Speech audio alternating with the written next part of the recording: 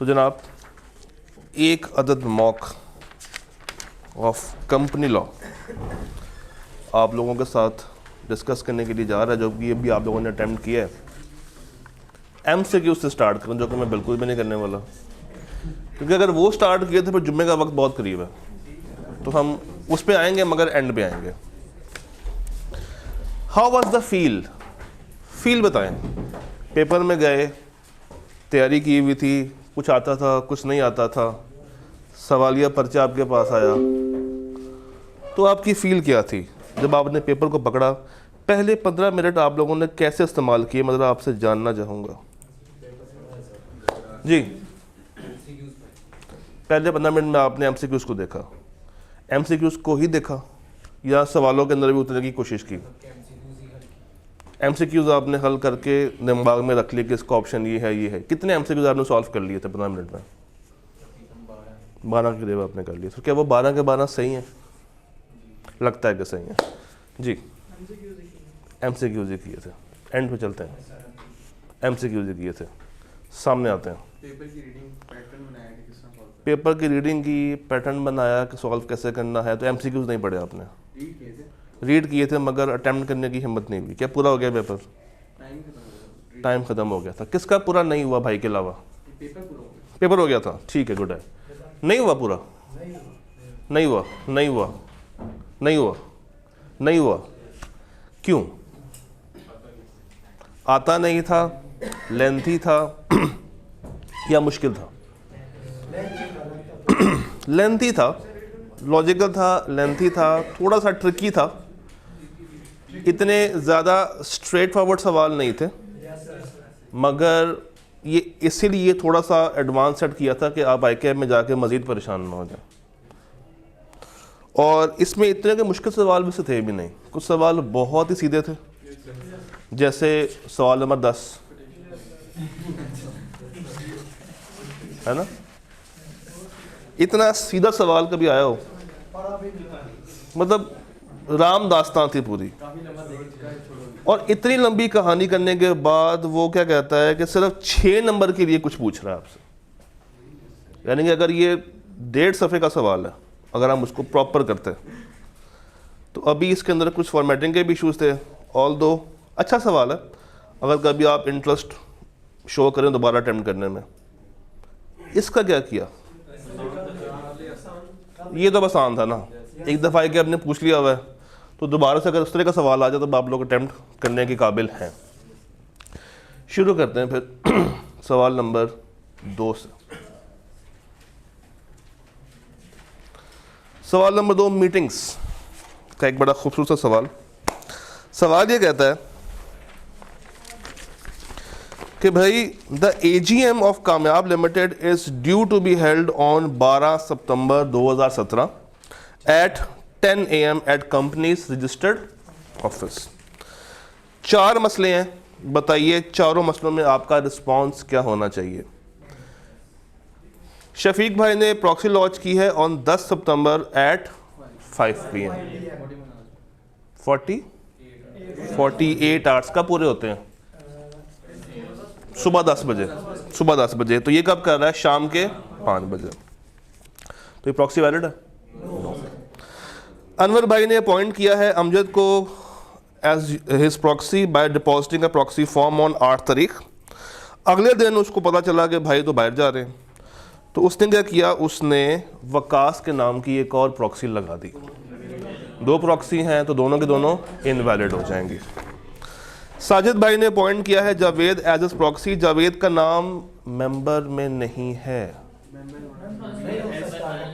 अगर आर्टिकल्स ने अलाउ किया है तो आप नॉन मेंबर को रख सकते हैं, अदरवाइज नहीं रख सकते। तो यहाँ पे आर्टिकल्स वाला पॉइंट लिखना ज़रूरी है।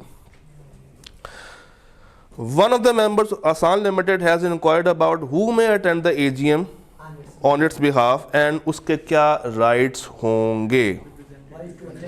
तो अनलेस आर्टिकल्स मेंबर्स और नॉन मेंबर्स पूरे कर सकते हैं, राइट्स क्या होंगे? वो बोल सकता है, डिमांड कर सकता है, पोल डिमांड कर सकता है, कोरम, सारे राइट्स उसके जो मेंबर्स वाले होते हैं। ब्लू ब्लैक लिमिटेड, एक सेकंड, कितने मार्क्स आ जाएंगे? 1 2 3 4 5 6 नंबरों का सवाल था। सर इसका पहला पॉइंट 12 इस ये वाला, ये प्रॉक्सी आई शाम 5 बजे, आनी चाहिए थी सुबह 10 बजे तक, 48 आवर्स सुबह 10 बजे पूरे हो रहे थे, तो उसके बाद आई है तो ये वैलिड नहीं मानी जाएगी जी। ब्लू ब्लैक की कहानी, ब्लू ब्लैक लिमिटेड एक लिस्टेड कंपनी है जिसका पेड कैपिटल है 100 million, consisting of shares having face value of ₹10 each. Last elections हुए हैं 15 अप्रैल को, जिसमें 8 डायरेक्टर्स आए थे, 4 तो एक ही घर से थे, बाकी 4 के वोट्स आपको दिए हुए हैं। बताइए, अच्छा उसके बाद मिस्टर वाइट की डेथ हो गई है 30 मई को, उसकी जगह पर लाइट ग्रे को अपॉइंट किया गया है एज कैजुअल वैकेंसी। बताइए कैजुअल वैकेंसी कौन फिल कर सकता है और उसकी डेडलाइन क्या होती है, कब तक उसका ऑफिस रहेगा? और अगर आपने लाइट ग्रे को जो कि बतौर और डार्क वेबर जो कि इलेक्टेड होके आया था, दोनों को अगर आपने रिमूव करना हो तो आपको कितने वोट्स चाहिए होंगे जी? Who is responsible to fill the casual vacancy? Directors within 90 days. 90 days. और डेडलाइन क्या है? Remaining term. ये सवाल तो आसान था 1 नंबर के लिए। मजे का बात तो ये है, लाइट ग्रे को आप बताइए कितने वोट्स चाहिए होंगे अगर आपने उसको रिमूव करना है तो? 10 बिलियन चाहिए होंगे। पक्की बात? Are you sure on this? अच्छा, and what about dark purple? ये तो बाय डिफॉल्ट था ना। इसको तो चाहिए 187,500, ये तो आसान था। लाइट ग्रे के बारे में बताइएगा मुझे, कैसे?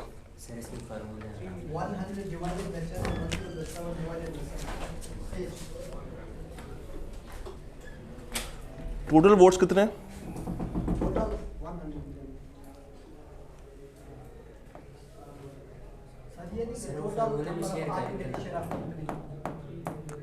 टोटल वोट्स कितने कास्ट हुए?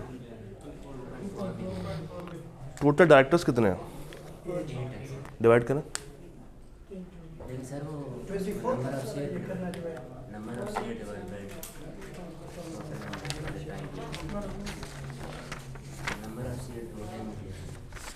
नहीं,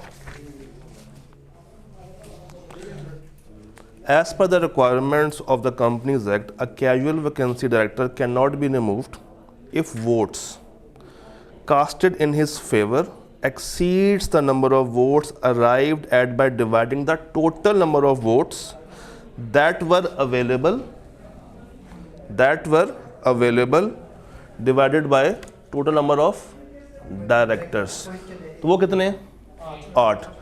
तो इसको 8 पे डिवाइड करें। आप गलत तरफ जा रहे हो। किताब खोल रहे हैं, किताब लाए हैं? ले आ, वो है, खोलो, जाओ तो टेबल पे जाओ। आप बोल रहे हैं कि ये एज अ कैजुअल वैकेंसी आया, तो उसके केस में क्या था? कम से कम उतने वोट्स मिले हों जो कि नॉर्मल को मिलते, टोटल डिवाइडेड बाय टोटल के साथ।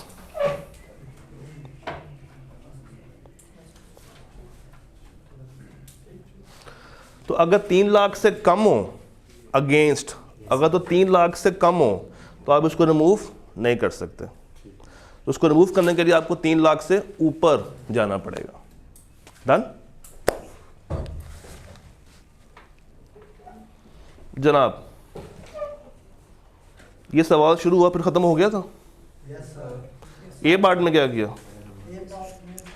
डायरेक्टर ने रिसेंटली डिस्पोज किए हैं अपने shares to his and due to this disposal his directorship status is also, कैसे ही होता है? नहीं, चीफ एक, हाँ, अगर एक बंदा अपने शेयर्स बेच दे, मेंबर ना रहे, तो क्या वो डायरेक्टर भी नहीं रहता? 4 एक्सेप्शंस थी। एक फुल टाइम एम्प्लॉई हो बतौर डायरेक्टर, कंपनी का सीईओ, या नॉमिनेटेड हो by creditor. A director is planning to assign his directorship to his brother who wants to join the seat for some months. मगर कंपनीज एक्ट ये कहता है कि भाई ये काम करना मना है, मना है। मना है, एक्सेप्शन भी है। हाँ क्या है, अगर वो डायरेक्टर 90 दिन और 90 डेज या उससे ज़्यादा अगर बाहर जाना चाह रहा है अल्टरनेट तो वो अपना ऑल्टरनेट या सब्सटीट्यूट अपॉइंट करके जाएगा, प्रोवाइडेड के बोर्ड ने अप्रूव किया हो एंड प्रोवाइडेड कि उसका भाई also eligible to act as director हो। अगर वो माइनर हो फिर तो नहीं कर सकता, तो it should be eligible also. A director wants to enter into a contract with company for supply some of his own merchandise to the company on market rates, but he has taken only the approval of directors and not the members. क्या member की इजाजत लेना जरूरी है? Yes और no?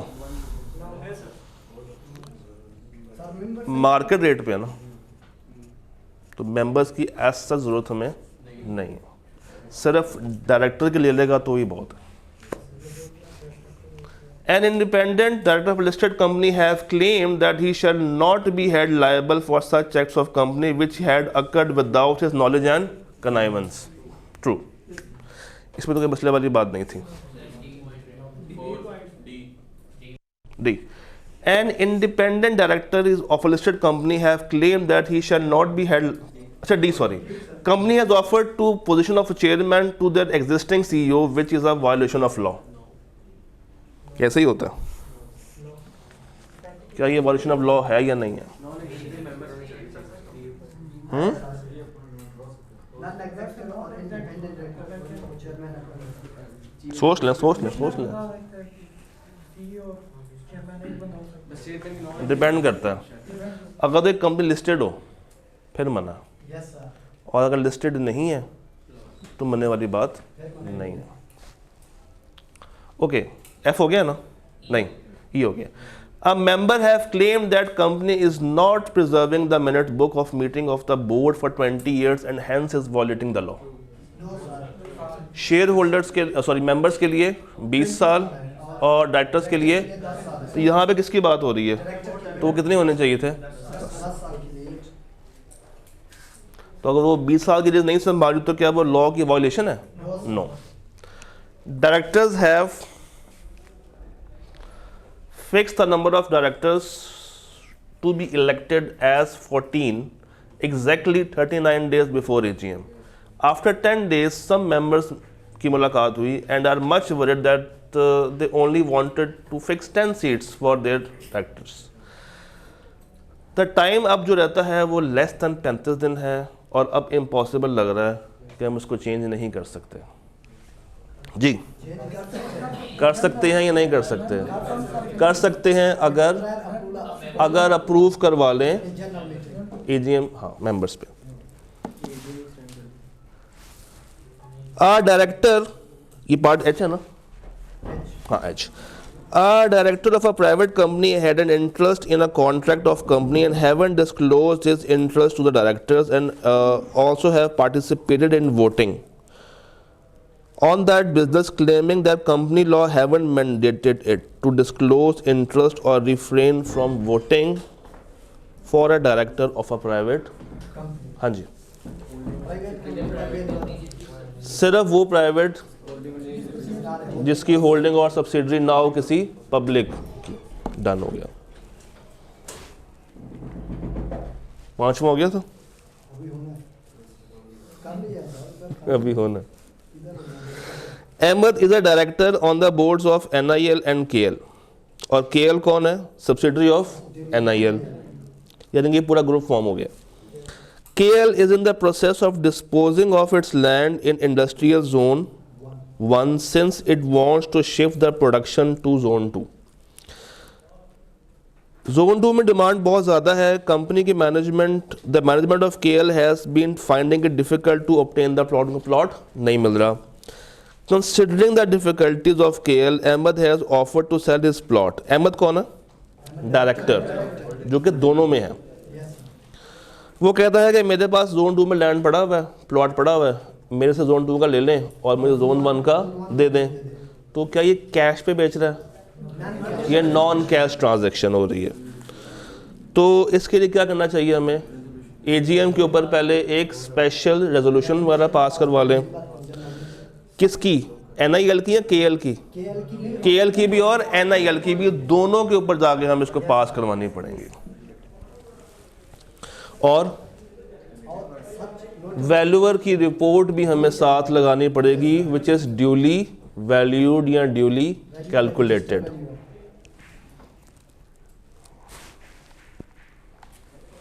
फिर आया सवाल नंबर 6। सवाल नंबर 6 क्या है भाई? An equitable mortgage was created on the factory building of Asif Textile Mills, a listed company, to secure long-term loan obtained from Mr. Vasif, who is the spouse of a director of the company. All the 8 directors of the company were informally aware about Mr. Vasif's interest in the transaction. The board has approved the transaction in their meeting, which was attended by 5 directors. Upon inspection of the register of contracts in which directors are interested, a member of the company filed an appeal with the SCCP, claiming that the mortgage is invalid because Vasif, who is an interested director, had also voted on the matter.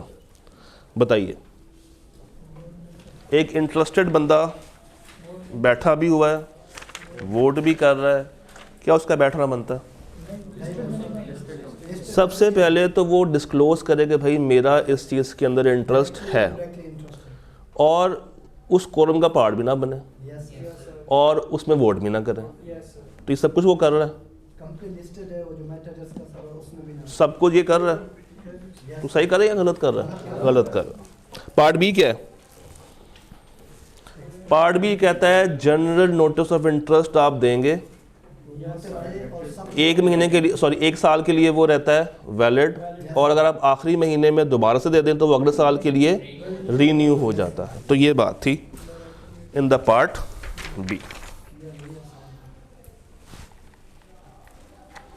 सवाल number 7, उसने कहा जो आता binding आपका लिख दो बैठ के। 12 नंबर के लिए 12 नंबर और 3 नंबर का छापा था। खैर हम इसमें नहीं जा रहे, ना 7 में ना 8 में, ये आसान थे। 9 की बात करते हैं जी। 9 में क्या किया आप लोगों ने? 9 वाज नॉट छापा। आप लोगों ने क्या किया 9 में? सीलो तो वैसे भी छापा है, सिर्फ आपने बीच में इंसानों को ऐड करना होता है। You have to just add characters. है तो क्या लॉ, और लॉ को आपने क्या करना है मोस्टली? क्राइम जी। 9 ये कहता है कि अमार ग्रुप, अच्छा एक ग्रुप है, group of companies have different public as well as private कंपनियां, यानी कि एक ग्रुप के अंदर पब्लिक भी है और प्राइवेट कंपनीज भी हैं with varying paid up capital. The group secretary is planning to send annual returns for different companies of the group to the registrar. और आपको 4 इशूज आ गए हैं। Are the requirements of annual return applicable to only companies having share capital और not having share capital? क्या दोनों पे हैं या सिर्फ शेयर कैपिटल वाली पे है? दोनों पे है, एक का फॉर्म ए और एक का form B. Should every company send annual return each year? क्या हर कंपनी को एनुअल रिटर्न भेजनी चाहिए अगले साल? सिंगल मेंबर वालों को नहीं भेजनी चाहिए। वो फॉर्म सी वाला बात लिखी है, ठीक है। तो फिर फॉर्म सी के अंदर हम बताएंगे कि भाई इसमें कोई चेंज नहीं है। और कौन नहीं भेजेगा? सिंगल मेंबर या प्राइवेट कंपनी। टाइमलाइन क्या है? 30 डेज एजीएम, और 15 डेज की एक्सटेंशन हमें मिल सकती है। और ड्यू डेट क्या है? नहीं, what is the date up to which the data should be make available in this return? Last day of the calendar year. हाँ, डेट ऑफ एजीएम या last day of the calendar year. फिर आता सवाल number 10।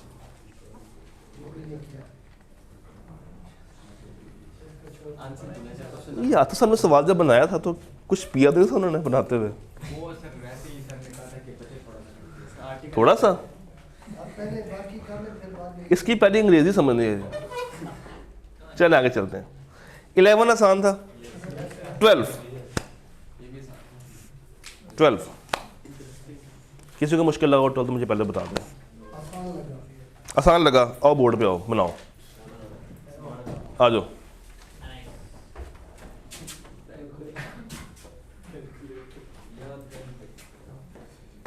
इसका इधर लिखना है नहीं बनाना, सब कुछ बनाना, और परसेंटेज लिखना सब कुछ, सब कुछ टोटल सवाल सॉल्व करो।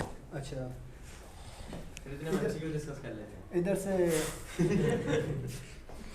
रिक्वायरमेंट के मुताबिक करना। हाँ जी, हाँ जी, सब कुछ जिस तरह आपने एग्जाम में सॉल्व किया आपने वैसे सॉल्व करना।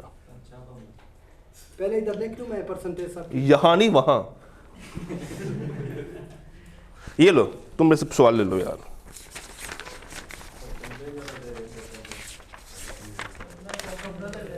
नहीं नहीं कोई बात, ये लो। मैं अपना ले उधर लिखता हूं। अपना ले आओ, ले आओ, कर दो। तब तक आप लोग एमसीक्यू से मार्क कर लें ऑप्शंस। अच्छा, बड़ी प्यारी ग्रेड है इसमें भी, CBB, CBB, ADD लिखे, CBB,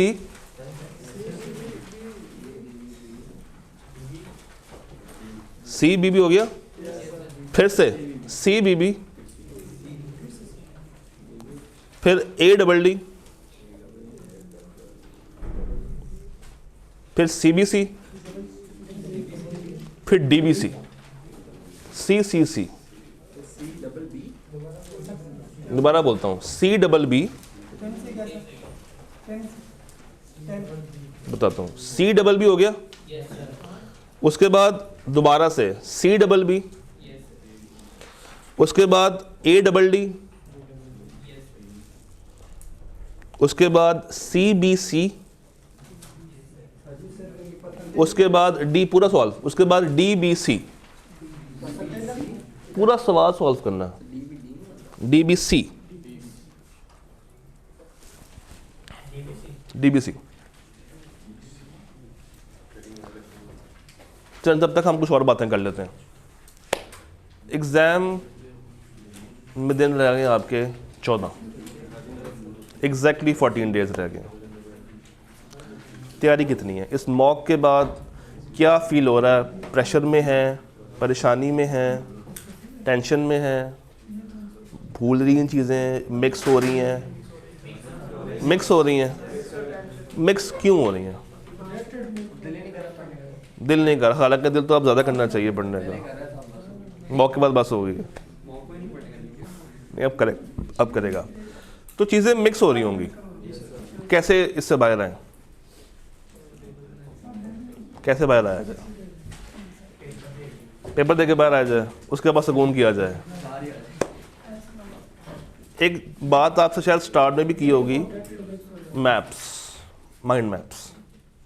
हर चैप्टर को अगर आपने स्टार्ट में बनाया हुआ है, कुछ अपने फ्लो चार्ट्स बनाए हुए हैं, कुछ नोट्स बनाए हुए हैं, कुछ उसकी मैपिंग की भी है, तो वो आपको काफ़ी हेल्प करती है चीज़ों को रिवाइज करने में। अगर अभी भी नहीं की हुई तो जो चैप्टर आपको मुश्किल लग रहा है एटलीस्ट उसको अपने हाथों से एक दफ़ा लिख के याद कर लें। अभी भी बहुत टाइम है। पता है, किताब की लैंग्वेज अक्सर हम भूल जाते हैं, याद नहीं होती है, मुश्किल लग रही होती है। अपना लिखा हुआ फिर भी याद हमें रह जाता है। तो वही बात जो डे 1 पे की थी आपसे, वही अब से कर रहे हैं, फिर से कर रहे हैं कि अपना लिखा हुआ याद रह जाता है। अभी भी मुश्किल में है, परेशानी में है, चीज़ें मिक्स हो रही हैं, नहीं याद रह रही हैं, याद करते हैं भूल जाती हैं। तो सिर्फ 12 चैप्टर्स हैं, और 12 में से भी कुछ चैप्टर्स तो ऐसे हैं जो कि प्योर क्रैमिंग वाले हैं। बिस्तरा वाइंडिंग अप क्रैमिंग है, फिर कुछ ऐसे हैं 7 क्रैमिंग है, फिर कुछ ऐसे हैं जो कि बहुत छोटे भी हैं, 5, 9, 4, और कुछ बहुत इम्पॉर्टेंट है जिनमें से तकरीबन पेपर बनता है 3, लिख लें 3, 6, 3, 6,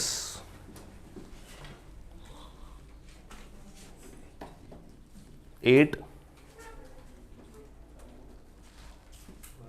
सवाल क्यों रिपीट कर रहे हो? बाय द वे वो आपने कहा सवाल लिखो। सिर्फ क्वेश्चन बना देते यार। 3, 6, 8, उसके बाद 10, 3, 6, 8, 10, 12, ये 5 तो आपने घोल के पी जाने हैं। 3, 6, 8, 10 और 12। हाँ, वो तो आसान है। ये 5, these are super important chapters. उसके बाद लिख लें मॉडरेटली इम्पोर्टेंट में, नहीं जो बच नहीं गए उसमें लिखें 2, 5, 2, 5, 7, 11, 2, 5, 7 और 11। कितने हो गए पीछे? जो बाकी 3 है करने सारे ही हैं। 1, 4 और 9। 2 तो आ गया ना, सेकंड ग्रेड में आ गया। तो द पॉइंट इज चैप्टर 3, 8, 10, 12, 6 ये आपको पानी की तरह आने चाहिए। अगर आपको ये अच्छे तरीके से आते हैं तो पास होना आप बहुत करीब करीब पहुंच जाएंगे, क्योंकि यू कैन से 60% या 70% तक पेपर यहाँ से आता है इन 5 चैप्टर्स में से। और 10 के पीछे तो आई क्या बहुत ही ज़्यादा शुदाई हुआ हुआ है। पता ना क्या होता है शुदाई? प्यार में पीछे पागल हो जाना। जी सर, मैं भी शुदाई हूँ। जी सर। तो दीज आर द 5 चैप्टर्स जो कि आपने अच्छे से तैयार कर लेने हैं। तब तक शायद हमें एक सवाल फाइनली इसका आंसर मिल जाएगा। तब तक आप लोग क्वेश्चन नंबर 10 ट्राई कर सकते हैं। अब कर सकते हैं, बहुत टाइम है आपके पास। ज़रा पढ़े तो सही, लिखा क्या हुआ, दोबारा कर लें। इस दफ़ा विद फ्रेश माइंड करें। 18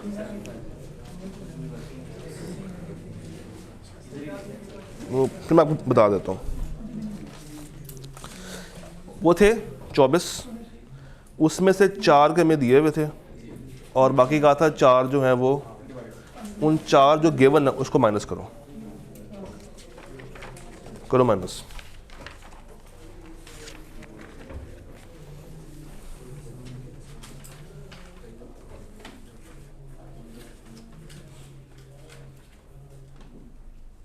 ये आएगा 750।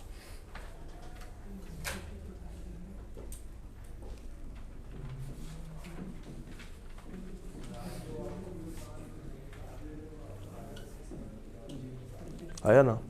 अब बाकी रह गए 4, इसको 4 पे डिवाइड करो। ये मिनिमम वोट्स था, ये मिनिमम थे। जी सवाल मंदा साहब से पढ़ने को कहा गया था, मैं भी पढ़ता हूँ आपके साथ ही।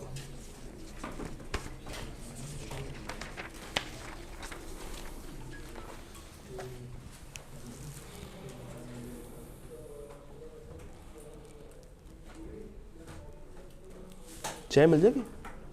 इन बच्चों को चाय मिलनी चाहिए, बच्चे बैठे हैं, पता करो क्या। वही ना, हाथ दो तो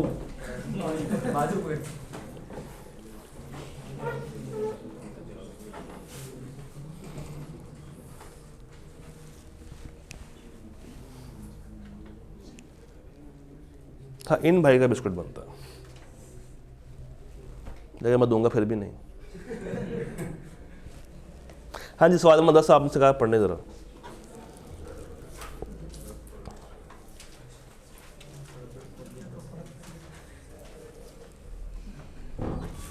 है 45 मिनट्स तक क्या आप बर्दाश्त कर लेंगे? नहीं, नमाज हो जाएगी। जूस मिल जाएंगे? जूस दे दो।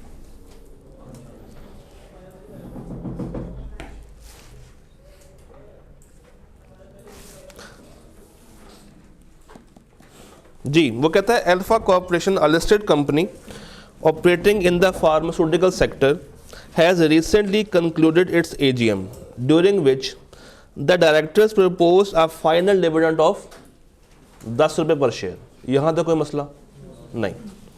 हाउएवर अगला लफ्ज़ जो प्रोनाउंस कर देगा उसको बिस्किट भी साथ, चलो चिप्स भी साथ, एडमिट। हाउएवर सेकंड पैदा का सेकंड लफ्ज़ हाउएवर। चलिए इसका आसान मतलब क्या होता है?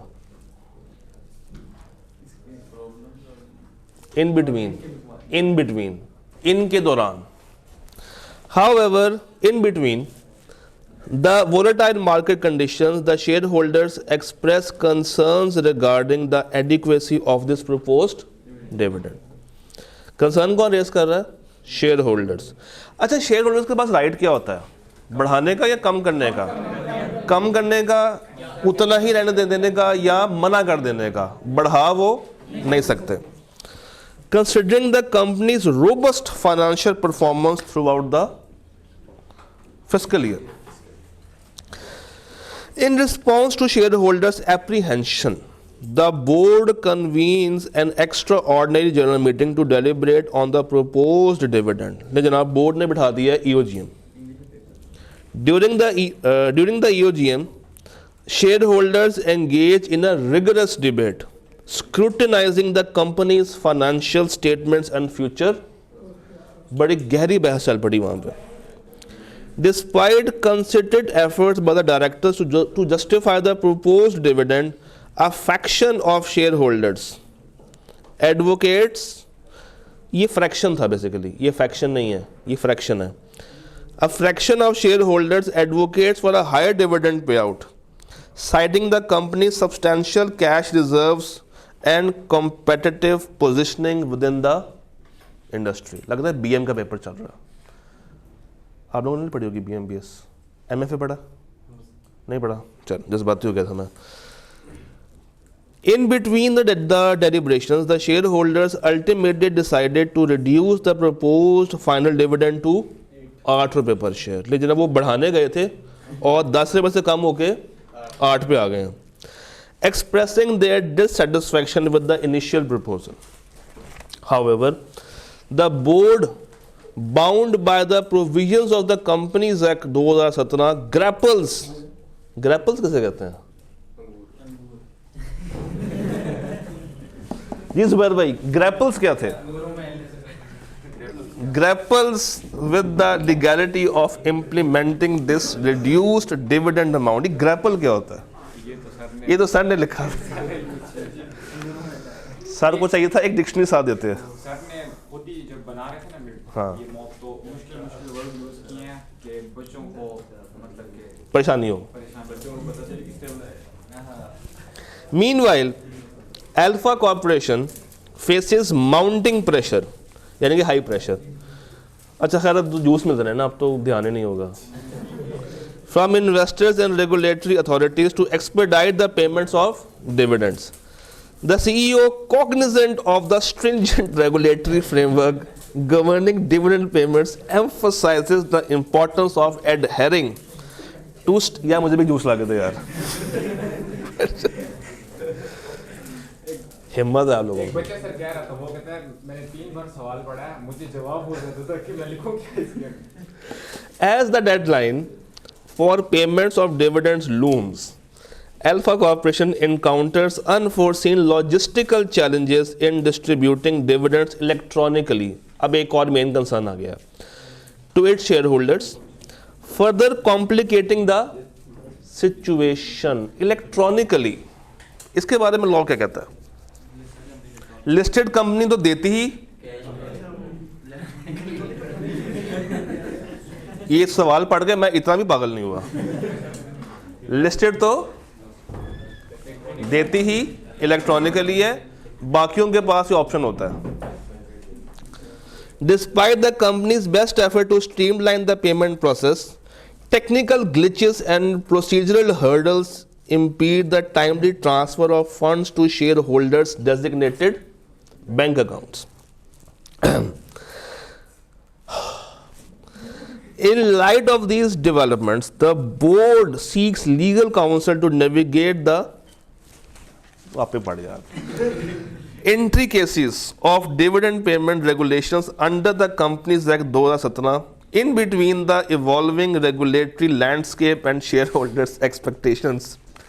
Alpha Corporations endeavor to strike a delicate balance between fulfilling its financial obligations and safeguard shareholders' interest, all while maintaining compliance with the statutory provisions governing dividend payments. 6 number सिर्फ सवाल को पढ़ने के लिए होने चाहिए थे. अब आंसर पे चलते हैं. रिक्वायरमेंट क्या है? वो कहता है सिनेरियो को एनालाइज करें. हो गया? हो गया. और रिकंसाइल करें शेयर होल्डर्स की demand, regulatory obligations and procedural complexities in the context of dividend. आसान कर देता हूँ. चैप्टर कौन सा था? ये 5 किसने कहा? किसी ने 5 कहा? यहाँ से सवाल दिल पे ले गए. चैप्टर नंबर 9 से ही आंसर होना था. ये बात तो हमें समझ लग गई थी. सवाल जितना भी मुश्किल हो, 9 ज़हन में था. 2 इश्यूज तो हमने बातों बातों में डिस्कस कर लिए हैं. एक इलेक्ट्रॉनिकली वाला, दूसरा 10 से 8. वो बढ़ाना चाह रहे थे मगर बढ़ा हम नहीं सकते. तो दो बातें यही हैं. तीसरी बात क्या थी इसमें तीसरी बात क्या थी? इसका जवाब और ज़्यादा मजे का है. Alpha corporations find itself ENSNARED ensnared in labyrinth of legal provisions and potential non-compliance issues pertaining to dividend payment. Zubair भाई थोड़ा सा आसान कर दें बच्चों के लिए आंसर. रिक्वेस्ट है आपसे. To navigate this precarious terrain, the company must meticulously adhere to statutory regulations while addressing shareholder concerns and logistical compliance. ऐसे 3 इश्यूज थे. Compliance with the statutory provisions.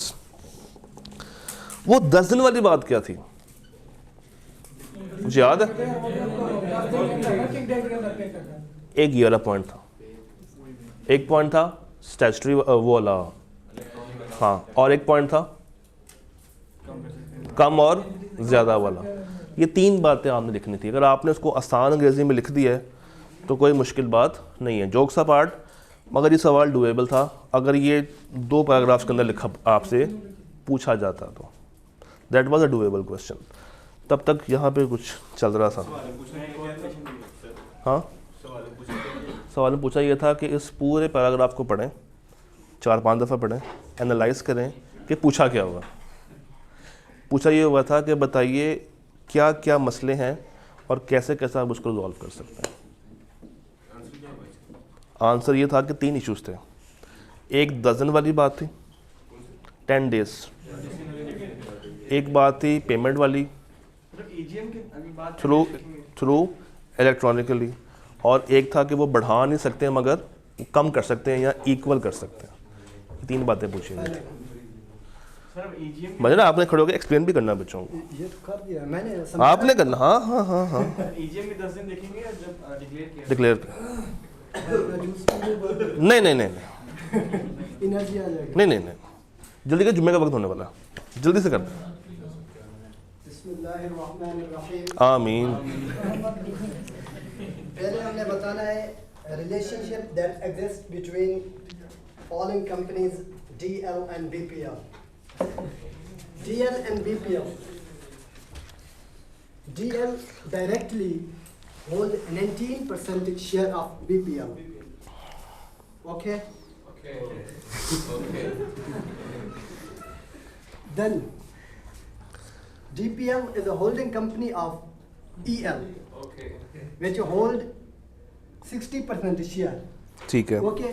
EL, which is subsidiary of DL, 35% आ गया. ठीक है. hold 20% share. ठीक है. Okay. With DL and EL, हाँ ठीक है.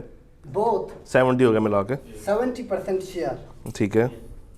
Then AL is being subsidiary ठीक हो गया, subsidiary with 51% share of BPL. ठीक है, Finally, DL is holding 90% share of BPL. BPL, ठीक है। Therefore, BPL is subsidiary of. बेहतरीन हो गया, Yeah. बेहतरीन हो गया। The next one is CPL and AL. Hmm, CPL is holding directly 30% share of AL. CPL EL का 30%. ठीक है, Okay. फिर उसके बाद CPL, which is a holding company of DL, holding 72% share. ठीक है, DL, which is subsidiary of CL, holding 35% share of AL. ठीक है, फिर उसके बाद लास्ट में आती है EL, being subsidiary of CPL and DL, which hold 65% share, ठीक है, and holding 35% share of EL AL. ठीक है, तो Finally, 100 पूरा हो गया। CPL 100% share, therefore CPL is a holding of AL. हो गया? ठीक है जनाब, सो दैट्स इट। आप लोगों से होपफुली अब ऑडिट का पेपर आप दे रहे हैं या नहीं दे रहे? अगर तो दे रहे हैं तो मुलाकात होगी सीफा में, और अगर नहीं दे रहे तो फिर मुलाकात होगी ऑडिट में। तब तक के लिए अल्लाह हाफ़िज़।